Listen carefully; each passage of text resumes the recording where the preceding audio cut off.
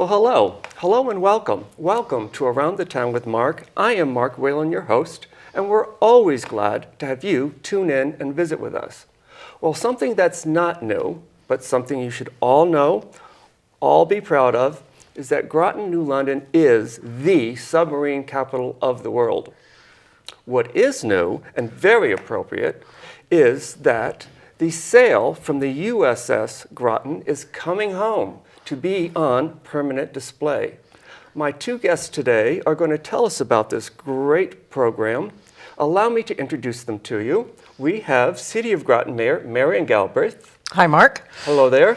Bill Vogel, the chairperson of the USS Groton Sail Foundation, correct? Yes, thank you, Mark. Well, welcome.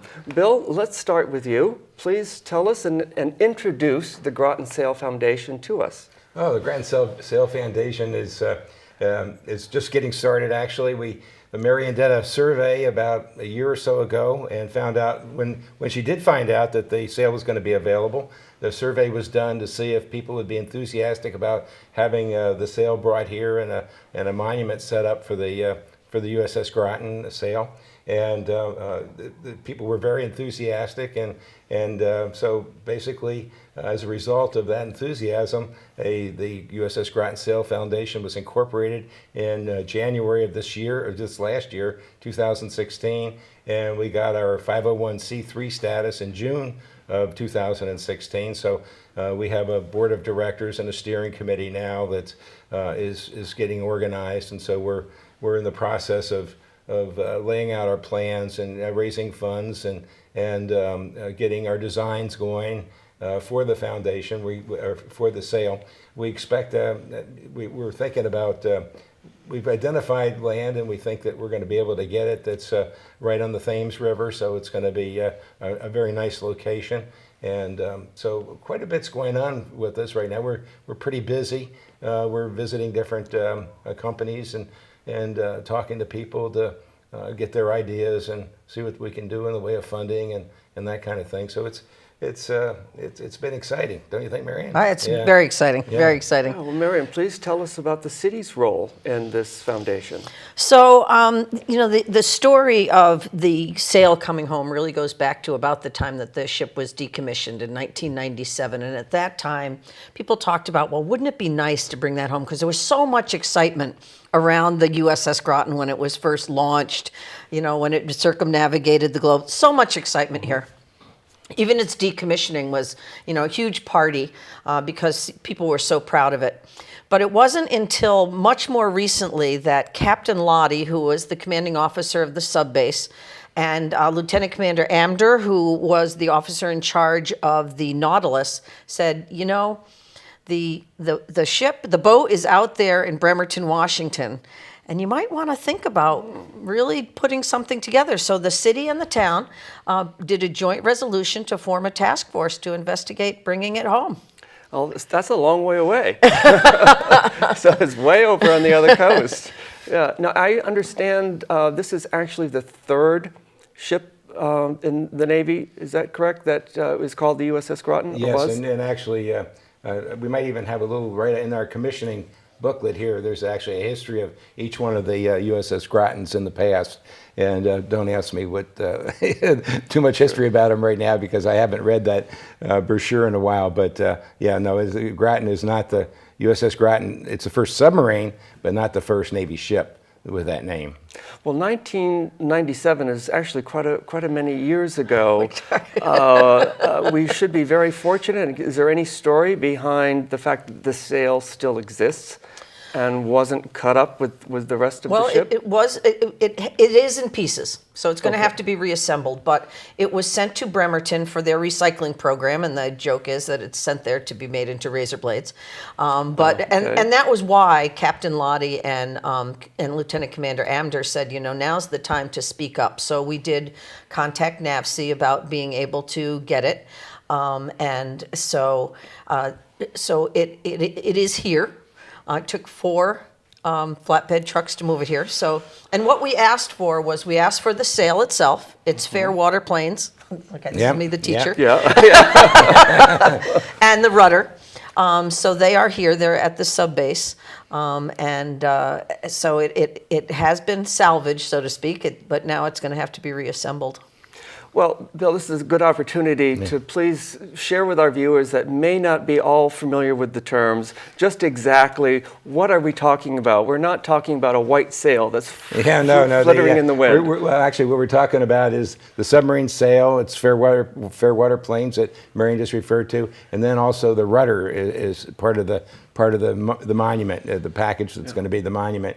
So that we're talking about that part that people see that this right. being plain terms that sticks the up out of the water. The sail is the part that sticks up, and it's where, when the ship's coming in or leaving port, the captain or the officer of the deck is up there and, with binoculars looking around, seeing what's steering, giving orders to the helmsman below to, which way to go and giving orders for, what the speeds to be and that kind of thing. And so it also provides a housing for periscopes and antennas. So it's got some sort of multi-purposed, but it's very much an integral part of the ship, of course.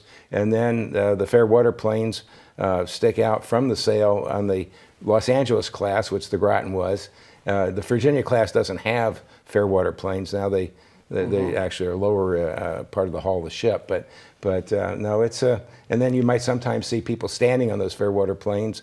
The captain's on the top of the sail, and you might have lookouts standing on the fair water planes on the port and starboard side. All right, so again, we're talking about that big square part, and as Marian did so well, the Fairwater planes. There we go. That's right. There we go. Excellent job. I think that should give our viewers a good idea of what we're talking about now. Terrific. So tell us a little bit, Bill, about your experience as skipper of this vessel, from its building and launching and some of the history of. We first formed up a pre-commissioning unit in June of 1976, and that's when we started.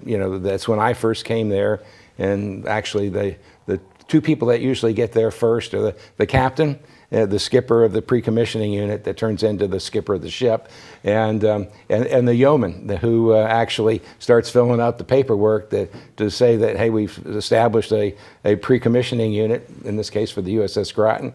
And so then people come in, and the crew starts forming up, and different categories of people come in at different times. Primarily the engineering groups come in first, because one of the bigger jobs of the whole pre-commissioning unit is to do the testing of the power plant, the nuclear power plant, and all the steam the engine room components associated with that. And then later on there's testing of the other parts of the ship, and so the people that do that come in a little bit later. The officers come in, but primarily, again, the engineering types come in first, because they're going to be doing different kinds of nuclear testing. And then you get other people like the navigator and operations officer, and those guys come in. And the process usually takes, for the Groton, it was a 2-year process from June of '76 to the commissioning, which was July of '78. And then in my case, I was on the ship for 2 more years after that, taking it to sea and doing things like the post-shakedown availability, which is after you go to sea for about 6 months. At that time, then you'd go back into a shipyard. In this case, it was Newport News for about 6 months, while they do a whole bunch of, they bring the ship up to date with lots of modifications and any kind of things that need to be changed. Then you go back out again and do normal Navy operations. So it's a pretty thorough process. It's a difficult process. The crew is really put through their paces, because you're on EB's schedule, and EB doesn't want to be late, and so basically you're working hard to meet each one of the commitments that have been set up for the schedule for in this case the construction and testing of the ship. Because even while you're doing the testing in the rear end of the ship, you have the whole front end is still being built.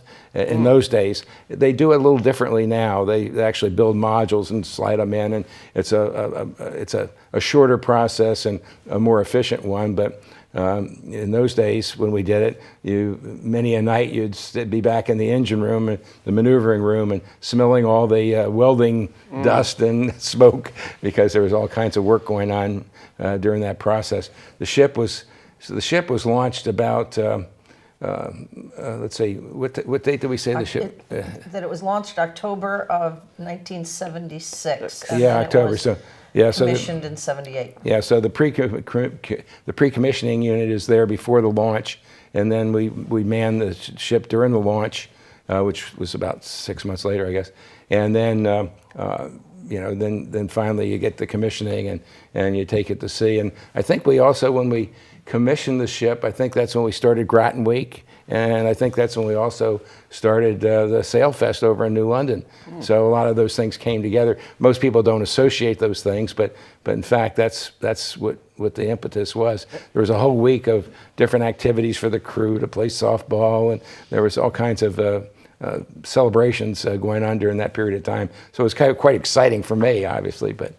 Well, I'll want to go into that with Marian a little bit more, but one question for you. At what point in time in that process does the broom get involved?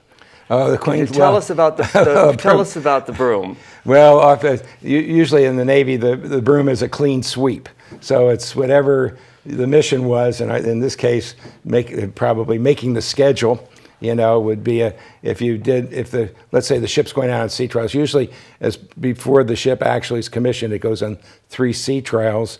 The first sea trial in those days was with Admiral Rickover. So Admiral Rickover was aboard for that first sea trials, and so it really gets to be kind of exciting.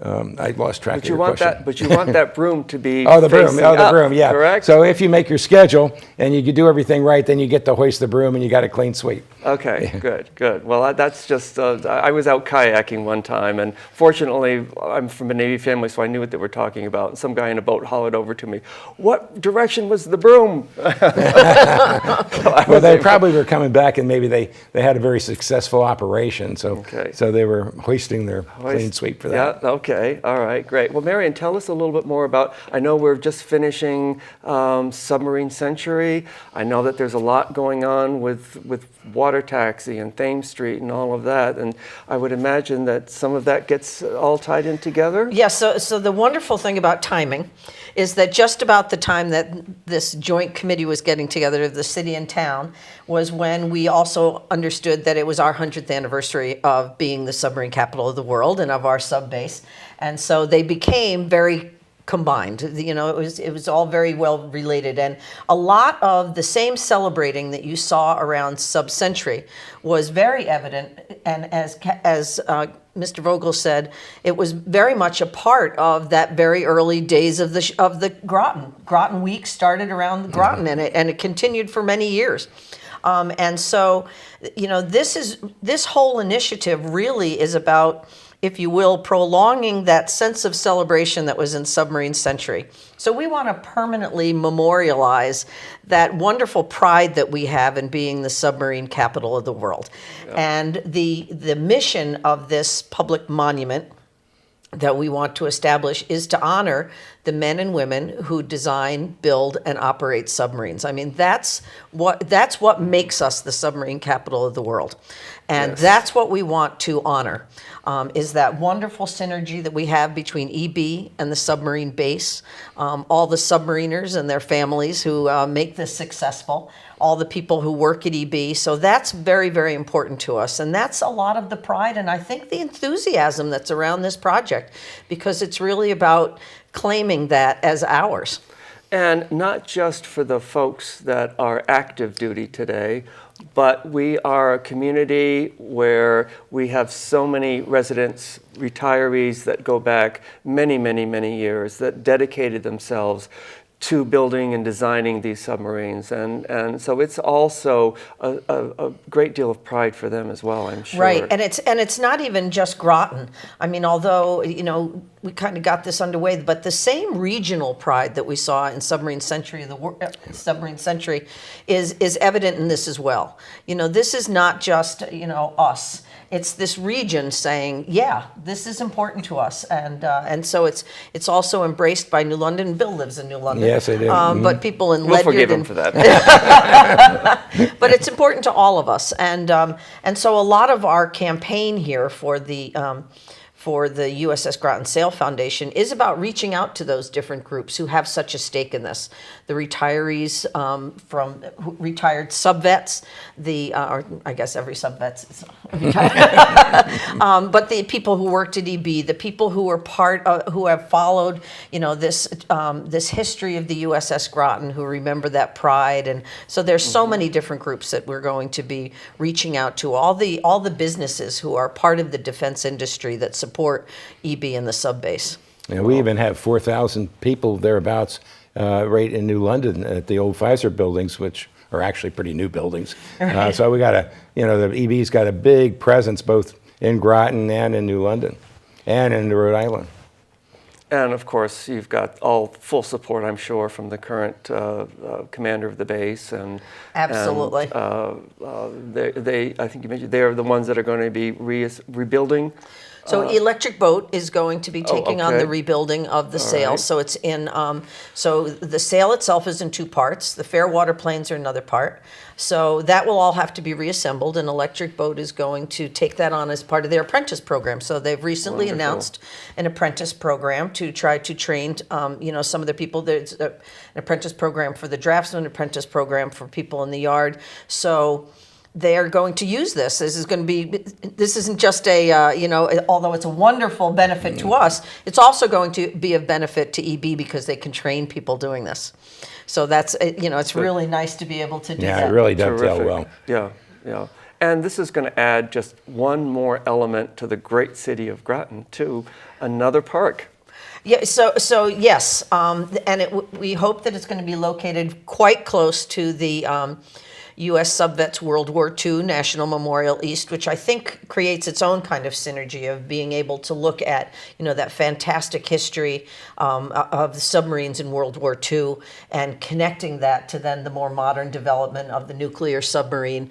I mean, obviously we go way past that, but it creates a nice synergy there, and it's going to be about education as well. So we're not just putting this there and saying, okay, there it is, wave to it as you go by. It's about being educational, to be an interpretive site as well, so that people can understand that history.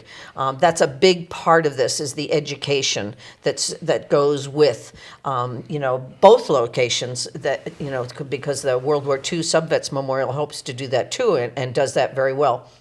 But really educational for people, so they understand the role that we play in the defense of our country.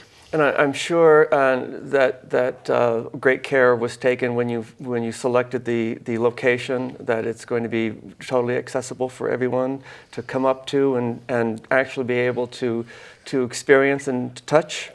Yes. So one of the things that I find really nice about where we hope to put it is that it's near the bridge as well, which means that it's one of the sites along the river, at least on our side. Well, it would be on our side anyway, because it comes in closest to the Groton side.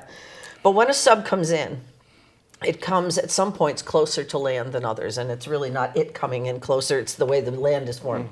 So the location that we're looking at would be quite close to it as it goes under the bridge. So that would be really, really nice. Yeah, that's going to be the families. I can picture families coming up there to watch the ship come in and things like that. So it's going to it's right on the water, so people will be able to see the subs come and go, and and it'll be really part there of the. For all the boaters, the ferry boats.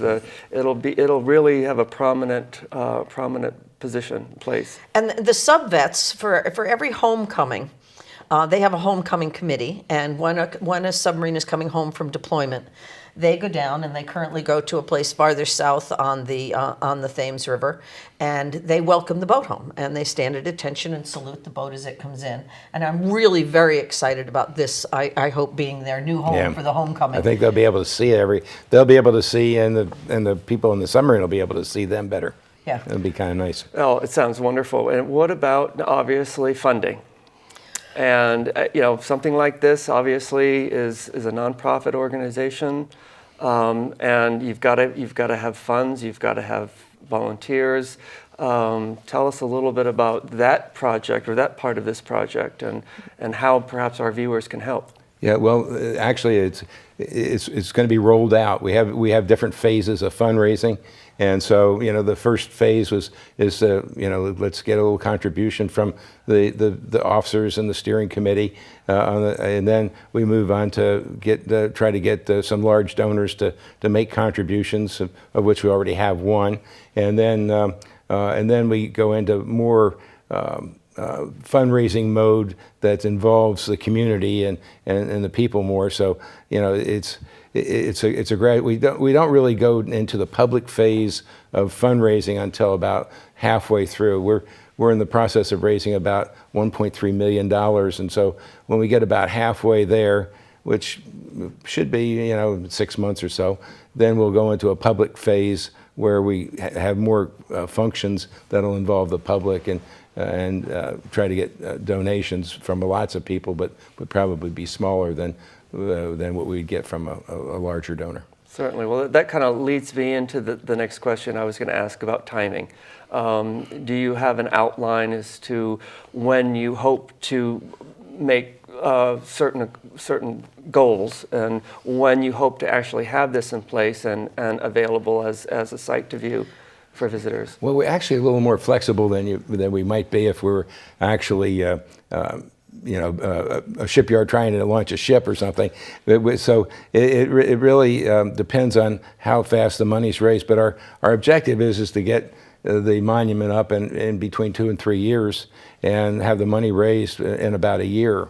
And so, we already are sitting on some money, and we expect to get quite a bit more in the next few months. And Okay. you can then go into the public phase, and then actually decide at what point do we have enough money to go into actually building the monument. And of course, in the meantime, EB's taking the sail and the rudder and fair water planes and so forth, and actually putting everything together. So it's going to be, it's one of those things that we'd love to have a great project schedule with milestones and responsibilities and things like that laid out. But it has to be flexible because it just takes a lot of time and footwork to see enough people to get enough money to get it going. But definitely, we definitely want to get done within the next 3 years. We'd like to see that monument up and going by then. And so one of the things we're doing as we go to what we're calling our lead donors, our larger donors, is really we're talking about pledges and pledges over time. Because one of the things we want to do as we fundraise is we're not, as I said earlier, we're not just trying to place a monument. We're trying to do the education around that. We're trying to make sure that we can maintain it in the future, have an endowment for it. So that it is not just going out and raising the money, but even collecting the money is over time. And I would also say that, you asked earlier about the coordination with the sub-century. We said that any proceeds from sub-century would go toward this monument. And in fact, we've turned over $71,000 to wonderful.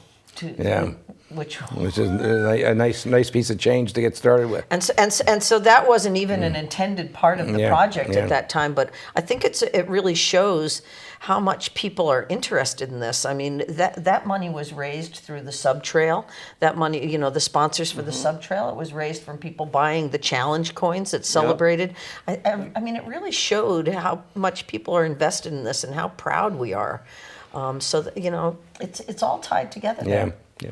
Well, Marian, I think we're going to have to tie this into Art and Groton Bank coming up July 15th, Saturday. I think we need to have a Groton Sale Foundation presence there. What do you think? Oh, that would be wonderful. That would be wonderful. Yeah. Well, you'll be hearing from me soon about Art and Groton Bank because we need to start planning that. That's right. I've already started work on that. And I want to talk about that too in terms of the water taxi and how we could use the water taxi to draw people to Art and Groton Bank and work together on that as well.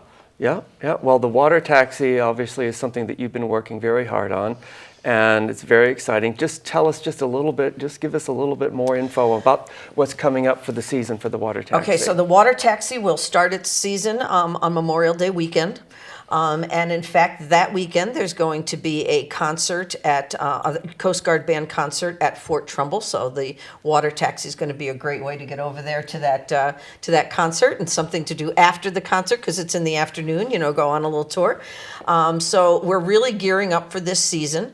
Really looking at how and what we're really focusing on now is we put in the infrastructure, the water taxi, but now we want to build that park experience. The whole point of the Thames River Heritage Park is to really leverage all these smaller historic institutions into an experience so that people can come and spend their day exploring the history, the really rich history that we have around the mouth of the Thames River. And of course, this is part of that. Yes. The defense industry, our defense history, from the forts to the sub base to the sub building, it's all part of who we are.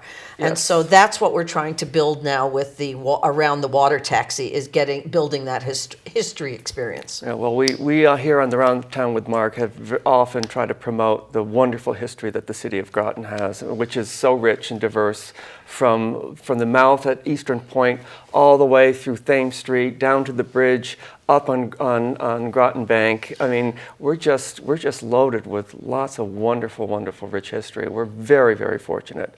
And that's what makes the city such a great place to be, including having a very, very good mayor, which we've had the fortune to have for the last 6 years. Yes, Thank you. Yes, it's been terrific. So, do we have any closing remarks as we're winding down our show from either of you that you'd like to share with us real quick? Well, yes, just stay posted. You'll be hearing a lot more about the USS Groton Sail Foundation. Like I say, we're in our quiet phase right now, but we'll be blossoming soon, and your listeners and your viewers will be seeing a lot more of us. And in the not too distant future, we'll have a nice monument right here in the city of Groton for people to visit. And if you're interested in being part of it, contact us. Our information is on the screen. Right, We'd yep, love to please, hear from you. There we go. Yep, please contact right there. Everyone, write that down. And certainly keep looking. If you need to, you are looking for volunteers at any time. Absolutely. Yep. Well, this sounds like it would be a perfect volunteer opportunity for some of the residents in our area, past employees, present employees, Absolutely. all those people that we've been talking about. Great opportunity for them. Well, I want to thank you both for being my guests today and sharing with us the USS Groton Sail Foundation. And it's been a lot of fun. So thank you both for being my guest. Thanks for having us. Our pleasure, Mark. All right, I want to thank my viewers for tuning in. I want you to tune in often. Watch us on YouTube as well. Keep your eyes and ears open for information on the USS Sail Foundation. Certainly, when the time comes, please volunteer, give. It's a wonderful, wonderful thing to have for our area, and support it in all ways that you can. And again, thank you for tuning in. We're going to see you again very soon.